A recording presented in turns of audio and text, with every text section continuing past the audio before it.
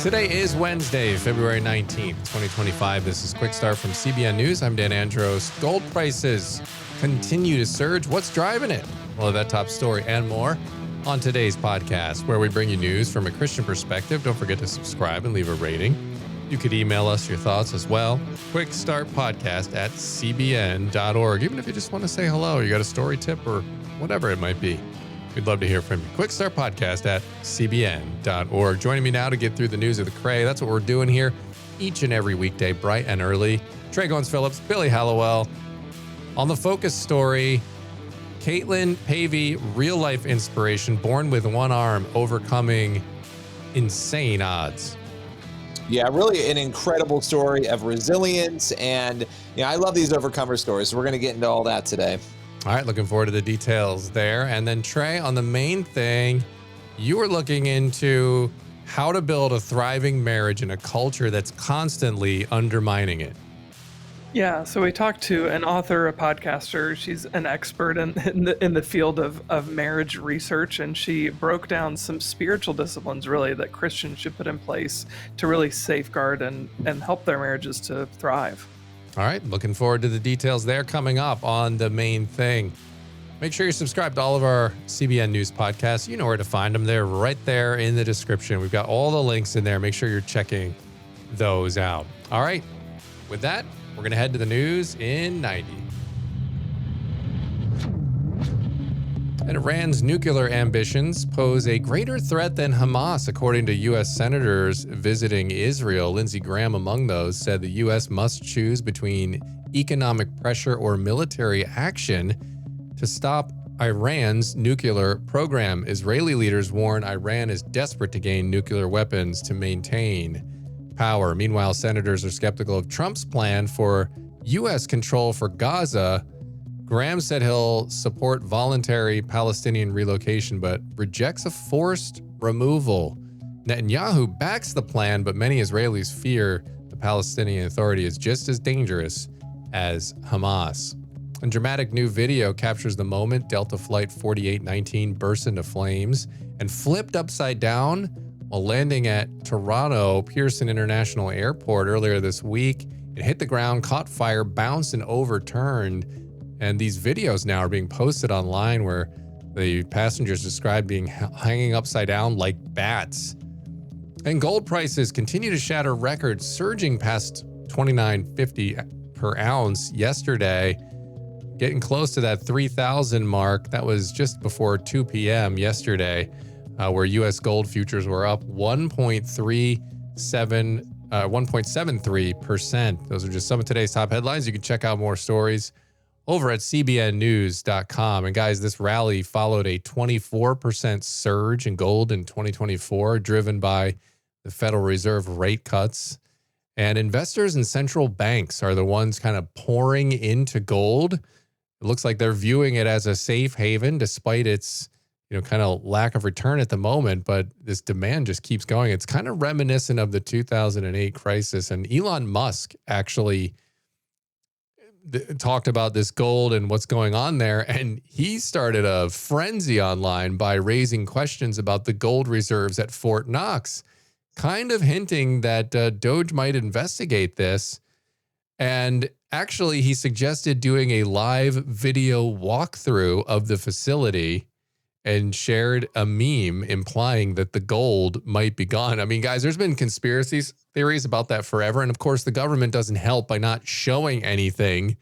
And so, I mean, wouldn't that be something if Elon Musk did this live stream and it was sort of a Geraldo type situation? He opens the door and goes in and there's just no gold in there. Could you imagine the freak out if that were to happen? Now, I don't think that's going to happen. I mean, I think people are just worried that that's the case, because this is what happens when you don't provide information. People just start filling in gaps on their own. Yeah. Well, and that's the thing always with the government, no matter what the issue is, right? You always have conspiracy theories because of an inability and refusal to just share basic facts. Even with and half the drones, the time, the New Jersey drones is the same thing. Tell us what it is. And if you can't tell us what it is, give us enough information that we could say, oh, great, there aren't creepy, weird things happening. It's just there's a specific thing happening. You don't want to tell us about it now, but that would at least put me at somewhat of an ease. Yeah. Yeah, I think Elon Musk is an interesting character, right? Because he's not an elected official, and that's been the Right. main criticism, right? Is that, there's this guy just running rampant around DC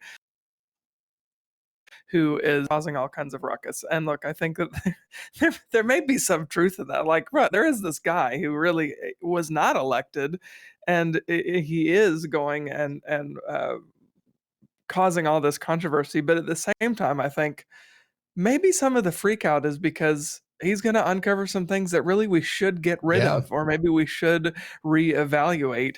And I think we can't really dismiss that, right? I think our government is way too bloated, and it's been way too bloated for many years. And I think a lot of the criticism that we're seeing in the media, and certainly from government officials, is I know that my job is useless and I don't want you coming after it. Listen, I agree that things might be getting uncovered. And one of the things that I want to get uncovered, guys, and this is a little sort of a personal mission of mine. I may be a NIMBY on this issue. Are you guys familiar with the term NIMBY? I'd never heard of this until just sounds like an 18th century term. What is no, this? It's an acronym. Not in my backyard, right? So if you, it's sort of that kind of a vibe, right? Like, you don't care about the thing except for I don't want this in my backyard. Well, I have for Elon Musk and Doge and the Trump administration, $500 million that they could save here. And it's basically the Trenton Mercer Airport, which is near me, as a small airport that only Frontier Airlines uses. Very small, but they're doing this ridiculous expansion. They're calling it 200 million, but if the government's saying 200 million, we know it's probably going to end up being like more like 400 or 500 million. But the airport only makes a couple of $1 million in revenue a year. So you're not even going to get this investment back for hundreds of years. And you have to update airports every like 40 or 50 years. So that's like a never ending loss. I'm wondering what Pete Buttigieg, when he was the transportation secretary, he was the one that gave the approval on this. Clearly didn't give it any thought, but it's in a residential area, this airport. So, which happens to be my residential area. But that said, my bias aside, it seems like a ridiculous waste of money because you got the Philadelphia airport right there. You've got Newark airport, all with less than an hour away. So anyway, that's my personal contribution to shrinking the size of government, finding waste. Now, other people might not view this as waste, but those of us near this airport do. You guys think I got a shot of getting Elon to cut that thing, or am I kind of just out of luck? I think you're out of luck. But I will tell you, we really do need to approach government like it's a business, right? A business that is overspending would go out of business, right? You can't be operating this way. So I think this is a good thing in many ways to be, you have to make sure you're not cutting the wrong things, but cutting the fat, I'm all for it. Yeah. Yeah. All right. Yeah. Well, go ahead, Trey, add it. Go for it. Well, I was just going to say, I think it's important to have somebody looking at this stuff, because the difference between a business and the government is the government has no competitors, so they have zero accountability. So it's important to have these kinds of oversight in place. Yep. Amen to that. All right. Let's, we'll see. We'll see if I have to deal with this airport expansion or not, but I'm going to post it out on X. We'll see if I can get Elon's attention. Stay tuned for the answer on that. In the meantime, we're going to go to the focus story, and Katelyn Pavey is a real-life inspiration. So what's the story here? Yeah, this is a crazy story. She was born with just one arm. Pretty amazing, pretty crazy, right? You would assume, okay, what can this girl do with just one arm? And that's kind of been the question of this girl's life, right? Because you think about, we take for granted this idea that, we're born with, 2 arms and 2 legs. And when you see people who they don't have that luxury, it's pretty incredible. So her journey is told in this movie, I Can. It's a film that really shows God's grace through all of life's trials. And, before we kind of get into the ins and outs of her story, for years, people had wanted her to make a movie. They wanted a movie about the story. They thought it was amazing. And she really rebuffed those attempts. She just didn't really believe she had a story to share. She didn't want to be put on a pedestal. And she thought there were other people who had better stories, right? In her church, around her. But she was finally convinced to do this. And so they've put this film together, I Can, and it's really been inspiring people as they watch her And the big thing, because a lot of people are like, well, okay, well, what is it about her story? This is a girl who went on, even though they said she wouldn't be able to do anything, to play collegiate sports, to play softball, to be a successful athlete, and to do things that a lot of people with two arms can't do. And so it's just a pretty cool story. What held her back from wanting to have a movie about her life? So there was the thing I mentioned, right, about thinking other people had a story. But one of the things the family had to be really candid about, and this is part of her story, is that her parents had an affair and she was born out of wedlock. And so there's this sort of darker part of the story that I think was tough for the family, knowing that they were going to have to, if they're making a movie, you got to be honest about that. And so this pastor actually who made the film, Tyler Sansom, he's actually the family's pastor. He's also a filmmaker. He said, if you can inspire one person, if you can have one person find and follow Jesus, would you do it? And that was the question that shifted things for her, because despite the family having this history, they are Christians. Now they follow Jesus, and they felt like they could really inspire people with this. And she really, even though there were these details in the story, and she struggled with all these things, she said God doesn't make mistakes. People might make mistakes, but God doesn't. And her story has really been used to really inspire a lot of people along the way. And so what did she have to overcome? What was sort of like the big things there? Yeah, obviously the basics of, okay, this is somebody who had to overcome, if you want to play sports, you got to work extra hard. You've only got, one arm, but she really faced a lot of adversity, and it's actually kind of heartbreaking. I encourage people to watch and listen to the interview because, you had a lot of people who didn't want their kids playing with her, or like kids would be afraid because they'd see that she only had one arm. And so you had parents making comments. You had parents actually, she would join a team and she'd be outperforming other kids and the parents would be mad. They'd be like, we don't want her here. She's a distraction, So sort of this constant pressure of being different and being reminded all the time that she was different. She said that she had a lot of I can't moments in her life, right? Where people would sort of say, well, she can't do that. She can't be a part of this. And so it was a constant struggle to overcome that. And, her parents also, from what I know, they struggled too, because I think her dad struggled with, hey, because of my sin, is that why she was born this way, right? Because I did this, is that why this happened to her? And so she goes through a lot of those things, but even being knocked down again and again, her love for softball, it started when she was just 3 years old. Her skills were evident as a 3-year-old. And she said it was just countless hours in the backyard with her dad again and again and again, learning how to play and then learning how to play with just one arm. So she was able to overcome all of those things through her faith and just never being willing to listen to that. You can't do this. And it's pretty amazing. Yeah, it really is. And when you see in movies, the parents, like let's say this type story, right? In this movie, and you see the parents that they put in there, like that are mad or upset about it. And you think to yourself, no way that parents actually do that sort of stuff. But parents in sports scenes, man, they do some crazy stuff. And so I am not surprised at all that she experienced something like that and pushback like that from her own teammates, let alone parents, let alone opposition and stuff. I mean, it's really unfortunate, but I think it's just an indication that we live in a fallen world, that people will find a way to be angry or frustrated or jealous of this situation instead of putting their faith first and saying, hey, wait a minute, I need to think about the other person first. They sort of look internally and get frustrated with that. But it's crazy to me that those kind of ridiculous characters that we think, oh, they just put that in there in the movie to make it look, have some conflict in there, actually happens. Yeah, no, it's crazy. It actually breaks your heart and it makes you want to pray for those people too. It really does. Yeah, I think her whole story is really inspiring, and I think it's brave of her to want to, given the adversity that she has faced over her life, like to be willing to kind of open herself up and vulnerably share her story, especially given her parents' background.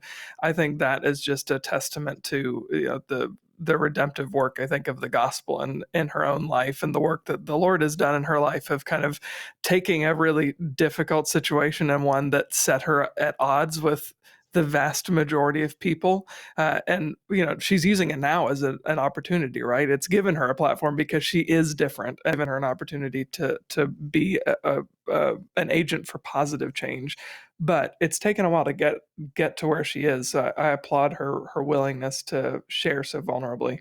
Yeah, definitely. And we'll continue to pray for her. She's like going through this part of her journey. And then others in that sort of situation where they're different. They're not the norm. And then they're trying to fit in and they're trying to make their way. And then you run into problems with other people who just don't know what to do when someone is different. And so, pray for that they have strength to continue in those situations and continue to be the hands and feet of Christ in the midst of that sort of kind of pushback and frustrating thing that happens along the way. But appreciate you bringing that story, Billy, to the podcast today. And we're going to head over to the main thing now. And Trey sat down with author and podcast host Arlene Pellicane to talk about how to create a marriage that thrives in a world constantly attacking the institution. That's today's main thing. The biggest commitments we make in life, we don't really know what they're eventually going to look like. And I think that leads to a lot of apprehension, especially when it comes to entering into something like marriage. So give us a little bit of advice for people who are in my shoes, either just married or even people who are dating and wanting to get married, but are a little bit too afraid to really take that step. Have habits in your life that strengthen your marriage, and know that, yes, this has been a leap of faith, but if, let's say you just say, I'm too afraid, I don't want to take the leap of faith. Okay, so you're safe, right, from being hurt or breaking up or those things, but you're also alone and you also haven't had that area of growth. So, your wife is making the same leap of, I don't know what this is going to entail, but my goodness, we're going to be together through it. And that's so beautiful because, there's 8 billion people on the planet and it can be so easy to feel alone and like nobody cares. But when you get married, that is the one person who says, I will notice everything. I will know that you forgot your lunch today. I will know that you have the biggest interview of your life coming up.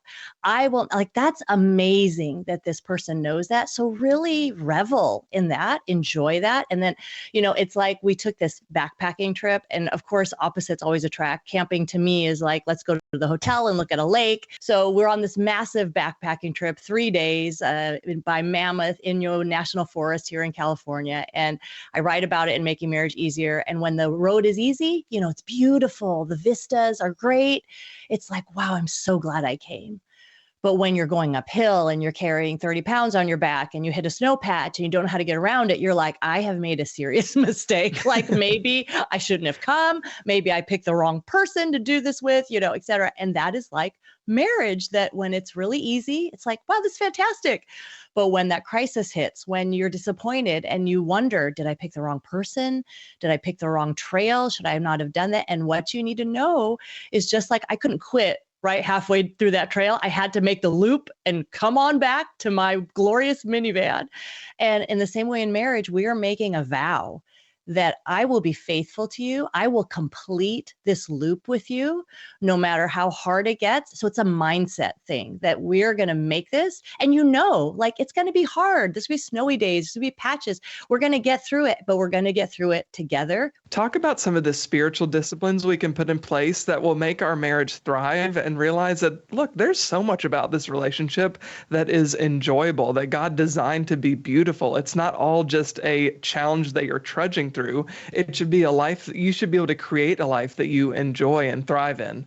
Yeah. And to realize, like, if you weren't married, life would still be hard and difficult. Right, so not to couple that, oh, my life is hard because I'm married. Well, you know what? If you were single, you would be saying the same things, that life is hard. And so that spiritual discipline, whether you're single or married, is the spiritual discipline of thanksgiving.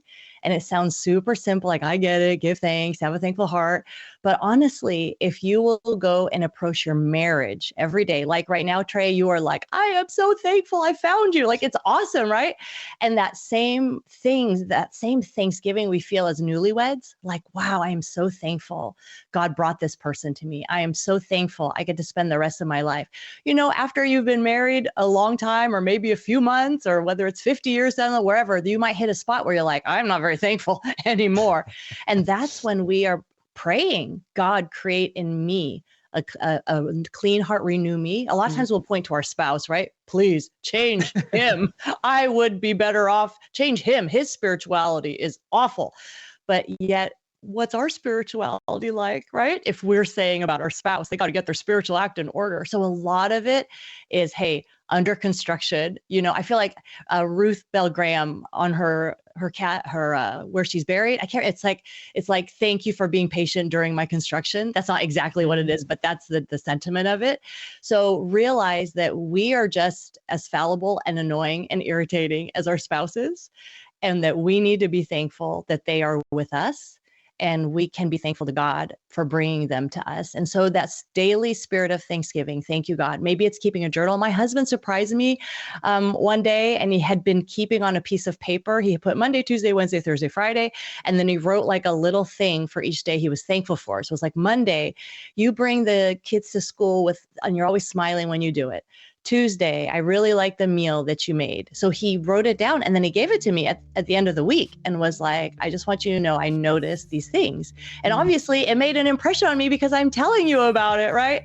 So that exercise of making the habit of gratitude first to God, instead of grumbling, why'd you give me this spouse, God? Thank you, God, for this person you gave me. Show me how you see this person. And then look for ways to say thank you to your spouse every day. All right. Appreciate that conversation there. If you want to check out the full conversation, go to the CBN News YouTube channel. You can look on the playlist. Faith versus Culture is on there, and you can find that video right there. It should be the latest one, unless you listen to this podcast like 3 weeks from now, but I would assume you're listening to it today on this actual day on Wednesday, the 19th. So go check it out. You'll enjoy that conversation for sure. All right, that's going to leave us with time on the podcast today for one last thing. We've got James 4:6, but he gives more grace. Therefore, it says, God opposes the proud, but gives grace to the humble. And it's just a good reminder to live with humility, right? The story that we had before just reminds us of that, loving others no matter their differences and caring for them and pointing them to the truth. I think approaching other people in humility and realizing that you don't get it all right, you're just as much a sinner as the next person, and allowing the Lord to do that work of creating a humble heart within us is really important. Yeah, really is. And if everyone did that, man, you want to talk about radical change in the world, that would be something. All right, that's where we're going to leave it. This edition of the Quick Start Podcast. As always, we're so grateful that you are here. Go ahead and check out cbnnews.com, faithwire.com. Make it a regular stop if you're not doing that yet. Swing by every day and check out news from a Christian perspective. Lord willing, that creek don't rise up on us. We'll be back tomorrow with more. Friday Junior is up next.